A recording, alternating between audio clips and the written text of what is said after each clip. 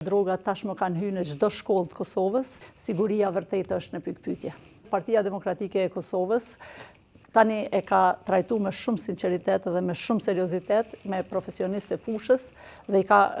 kushtuar një rëndësi të veçantë programin e saj këtyre problematikave të cilat dita ditës po bëhen shumë serioze edhe dëmtuese për vendin tonë. Unë e kam thënë edhe në disa debate në të kaluarën, ndoshta edhe pse shkarazi, sepse nuk më është dhënë mundësia që të flas direkt edhe më shumë, por problemi më i madh tani për tani në Kosovë mbetet helmimi i trive të reja me droga, sepse ju e dini shumë mirë që drogat tashmë kanë hyrë në çdo shkollë të Kosovës dhe kur e ke armikun përballë din edhe i vërsulesh direkt, ndërsa kur ki të baj me një armik të padukshëm siç janë drogat edhe veçoritë tjera është kogja e damshme dhe kogja e pamundur. Për fillim, unë këtu do ta ndërprej sepse do t'i pastaj të elaboroj se cilat